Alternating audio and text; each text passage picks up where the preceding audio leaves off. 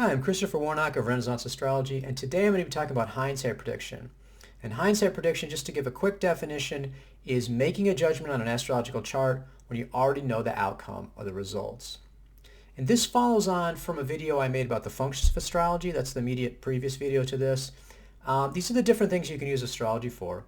I think a lot of times people don't really think about that. It's kind of undifferentiated. They're doing different things with it, but they're not really thinking about what they're using it for.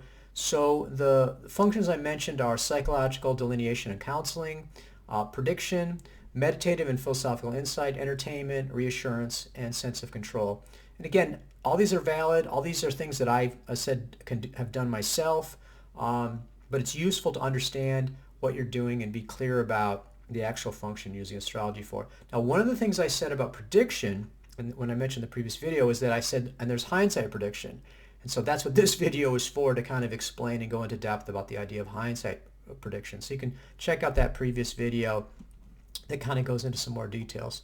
So again, just as I said then, I want to be very clear. I'm not coming here and saying this is terrible, it's bad, you shouldn't do it or anything like that, that somehow prediction is wonderful and hindsight prediction is bad, all that sort of stuff. Really what I'm trying to do with this is to be able to see the difference. Because I think a lot of times we don't see, it's all kind of mishmashed together and you don't see the difference. And also to be clear, perhaps when we're doing what we think is prediction, we're actually doing hindsight prediction, and just to have some clarity about that, some psychological awareness. But again, I think that they're both valid as long as we understand what they're useful for and what we're actually doing with it. So again, my definition of prediction in an astrological context is using astrological technique combined with intuition to attempt to accurately predict unknown events or unknown qualities about a person if you're doing a natal chart. And so often prediction is going to be about future events. I think immediately the idea of prediction is going to be controversial with modern astrologers. Not as much as it used to be, but certainly there's still a definite strand that says, this is fortune telling, this is bad, it's not what you should be using astrology for. Now, I think this comes out of a couple different factors. First of all, sort of philosophical belief that it's anti-fate, it's very free will. I mean, how can you predict if everything's free will? Everyone could just change their mind, so it's impossible to predict. You shouldn't predict. You're taking people's free will away from if you do predict. I think it's a little bit of a simplistic view of fate versus free will. I think that that both are operating. But certainly the modern astrology is much more focused on free will, and then again much more focused on less focused on prediction. The other thing about it is that modern astrology really lacks the tools to do accurate, precise prediction. They don't have the full toolkit that you get in, say, medieval Renaissance astrology. And so they stick to psychological analysis, and modern astrology is certainly very good for that. And if you try to use modern astrology to predict, you just don't have the techniques that are available to do that. But when you turn to the traditional schools like Vedic, Hellenistic, and again the medieval astrology that I practice, medieval Renaissance astrology, really the purpose of astrology is prediction. That really what they're trying to learn how to do and want to do for clients is to look at an unknown event or something that's in the future and say, okay, here's what we predict is going to happen based on astrology and our judgment intuition as applied to this. And so, again, this is another video. I talk about being a rigorous practitioner. And that came out of this idea that there's a false dichotomy between being completely making it up as you go along, totally loosey-goosey, often modern, and then being an academic. So I posited the rigorous practitioner as a sort of middle path. It is focused. It does have specific techniques. It has a whole body of knowledge that's grown up about it.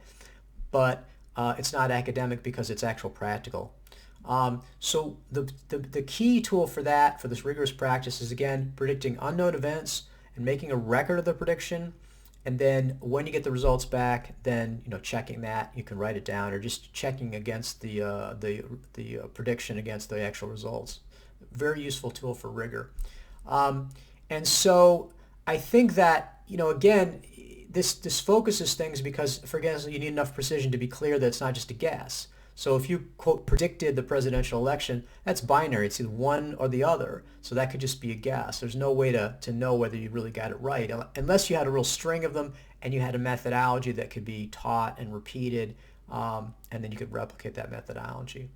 But I think a lot of times most astrologers, whether traditional or not, would reject this sort of differentiation between the prediction of unknown events, and they wouldn't limit astrology to that. They're saying, no, you know what? Astrology is, you use astrological technique to understand things, and you can understand future things, or you can understand past things you already know, but there's really not a difference between those two. Whereas I'm saying, no, there really is a big difference between predicting unknown events and looking at a chart where you already know that, already know the outcome. And I think that this, pretty much the normal approach, again, whether you're talking about modern or traditional astrology or whatever, is to do something like look at Hitler's chart or Einstein's chart and apply some technique and say, oh, look, here's the progressed galactic vertex. This exactly sesquiquadrate the midpoint of Venus on such and such a date, and that proves that this is a valid technique. And I think that's the normal. Everybody does that. Everybody uses that. And so I guess, again, if I'm looking at my, talking about my functions of astrology, I would say that the hindsight prediction, the focus there is probably a philosophical or meditative understanding. I think that you can use astrology very validly to reveal this archetypal patterning. The problem is that if you see an archetypal pattern, that doesn't necessarily work for predicting unknown events. And I think that, my sense of it is because, again, we're dealing with different things. Accurate prediction really requires a lot of different techniques that all work together, sort of like a language, in addition to the intuition of the astrologer. I think there's a tendency to sort of downplay that intuition or downplay the idea that you need to use multiple techniques, or the techniques need to have worked together for a long period. And I think if you look, for example, at medieval Renaissance, this is a body of knowledge that's been around for, like I said, over 1,000 years. The techniques have been used together, like a language, and people have honed their ability to work with it, as opposed to, okay, I just discovered something, I've come up with this new one technique, and then that's going to explain everything. It's going to work perfectly every time. The problem is that there's multiple cycles, and so this view of using multiple techniques and intuition is a much more effective way of attuning yourself to these multiple cycles of reality, as opposed to expecting that one technique or one cycle or this is going to actually predict everything.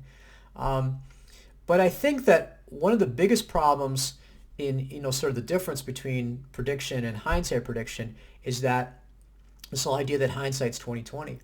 I mean, you can never make a mistake. I mean, if you look at a chart, you're always going to be right. There's no way to be proved wrong about a chart because, hey, I know what happened. I can look at the chart and see what that is. It's very easy to fool yourself about that. And what you can do is anything that happens, any outcome can be fitted to any chart. And I mean, an example of this, I actually posted a chart on my blog. It had Scorpio rising. It had lots of 8th house planets. And I said, this is a serial killer. And I got a lot of comments from people saying, oh yeah, they were chiming in about how terrible the chart was and obviously what a bad person this was. And then I revealed it was Mahatma Gandhi's chart. And then the only response to that was one person saying, well, Gandhi was like a serial killer. And people really weren't clicking into this idea that if you know the outcome, right, you can take any chart and you can fit that outcome into that chart. And I think that, the question that is, why is hindsight prediction so prevalent? And like I said, I don't think people differentiate. I think the view is astrology is a way to understand things, and it doesn't make any difference whether it's future that we don't know about or past stuff that we already know about. It's all the same stuff. And we can look at the chart very easily and see what's going on. It's very obvious. It's not something that's very hard to do. And I think there's that idea. Like I said, also the idea that you can never make a mistake. One of the big problems of prediction is that you can get it wrong, and that's disconcerting. It's disconcerting personally. It's also disconcerting from the standpoint of, well, everybody knows astrology doesn't work anyway because it violates atheistic materialism, and that's problematic. Why would you ever want to get it wrong? And so, again, I don't think this is something that people are thinking about or conscious of, but I think it's lurking in the background there. And like I said, hindsight prediction, you can look at any chart and you can always be very wise in knowing you can know exactly what's going on and what a great astrologer you are and everything like that. And your techniques are working correctly because, again, you can look at the chart and you can pull it out of it. If you make actual predictions, you're going to get them wrong. And so the other thing I've heard people say is they'll say, well, yeah, there's a difference, but hindsight prediction is really useful because it's like, it's good practice. But if you do this, then you can, again, look at these charts and you can see stuff in the future. To me, this is like riding a wooden hobby horse and then thinking you're learning how to ride a real horse. They really are fundamentally different. You know, the approach of not knowing what's going on and then having to sort of conform yourself, and then the use of intuition. You know, I think a lot of, there's this idea that the technique just does it itself, and that one technique can do everything, without recognizing that the technique must be combined with the experience and intuition of the astrologer. And even then, comes from the Centiloquium attributed to Ptolemy. The first aphorism says, you need essentially divine inspiration to really get the final answer. You got 80% of it through the technique, you got your judgment, everything, but to really get the answer, you essentially need to have, become an oracle. And that's a lot different from, I'm looking at Hitler's chart and I can see the Normandy invasion because it links up with some particular technique. So I think that it's true that it's important to practice, but I think the only way to practice predicting unknown events is to actually do it, to keep trying unknown events. Now you can do that. I mean, somebody can provide you with natal charts where you don't know the person, but they do, and then check you on it. I mean, there's all sorts of possibilities in terms of the things. The key is that you don't know the outcome. It doesn't necessarily mean something that hasn't actually happened yet. But of course, ultimately, that's the focus of the traditional astrology, is predicting unknown events. So again, while I think that there are signatures that you can pick up, it's not going to be looking from the chart technique. It's not going to be a look backwards at it. That's not going to work very effectively. You're going to need to work at it yourself and pick up your own individual. Again, it's intuition based rather than technique based to a certain extent. So in my mind, the only real practice for prediction is doing actual predictions. I've and from the beginning of my practice, like for example with horary questions, I do it in writing, same with the natal charts. And so I have probably 5,000 horary questions, I don't know, maybe 1,000 natal charts. And, I can get immediate feedback in the natal charts. The horaries, I probably have maybe 500 where I got the results back and I mark those down. So I've got hundreds and hundreds and hundreds of examples of the written prediction made in advance without knowing the result, the astrological factors involved, and then the actual results. So that's extremely useful. And that, again, like I said, is the focus of what I talk about being a rigorous practitioner. But the hindsight prediction is something that, again, I'm a real outlier on this, and I just I'm putting this out there. I'm not trying to say, okay, everybody else is wrong and I'm right. I think though, if people were to look at this clearly and think about it, they would recognize and in your own experience that there is a significant difference between a prediction of an unknown event and then going back and looking at the chart of things that you already know what's happened. It's just too easy to fool yourself, and the fact that you can never get it wrong, you're always right, is just problematic. Whereas the prediction, again, is it's unpleasant as it may be to be wrong. What that's pointing to you is that you're actually making a prediction. That gives you a tool to look back at. It keeps you from just fooling yourself, and it allows you to have a very rigorous approach to what you do. And really, after all, I do believe that the point of traditional astrology is to predict things for people. I just think that, and there is a qualitative difference between that and, again, the insight that you may get for looking at, a past chart. Again, I think that's, like I said, more archetypal, more philosophical and meditative, and I don't think it's typically going to be that effective in learning predictive techniques. So again, not trying to say it's wrong, not trying to attack people for doing this, but just to say how important it is to have clarity. And a lot of these metastructural videos, that's the whole point of it, is to say, let's bring the unconscious into consciousness. Let's be aware of what we're actually doing, what the actual process is going on here. And, let's not be afraid to face, maybe some of these truths about it that maybe we're not predicting. Maybe all these great ideas we got from Hitler's chart really aren't getting us anywhere.